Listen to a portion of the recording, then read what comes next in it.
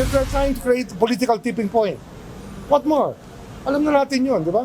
They want a branch of the service to rise up in arms. Yun naman yun eh. They're creating a tipping point. Layong mamulitika para maiba ang pananaw ng publiko at manghikayat ng pag-aaklas. Ito ang nakikitang motibo ni Ombudsman Crispin Boying Remulla sa paglantad ng 18 nagpakilalang dating miyembro ng Philippine Marine Corps. Bagamat naniniwala siyang mga lokal na politiko ang nasa likod nito, tumanggi muna siyang tukuyin kung sino-sino. Local yan, local yan. I think we know who's behind it, but we have to prove it, so we're not alleging anything now. Ang National Bureau of Investigation ay nagsasagawa na rin ng investigasyon matapos silang atasan ng Office of the Ombudsman.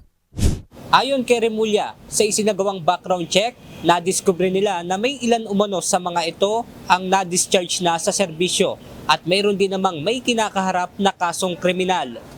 Samantala, iginit din ng Ombudsman na nararapat na magsumite ng individual affidavit ang 18 ex-Marines. I'm not personally looking into that. I'm allowing the people in the Ombudsman's office to look at it for themselves. Pare-pareho kami abogado. We just studied the same principles that an affidavit is supposed to be based on personal knowledge. Tiniyak naman ni Ombudsman Remulla na magiging patas ang kanyang tanggapan sa gagawing investigasyon sa kabila ng pagkakabanggit sa kanya ng mga ito. Benedict Samson, UNTV News and Rescue. Diyos ang aming sandigan, serbisyo publiko ang aming pinahahalagahan.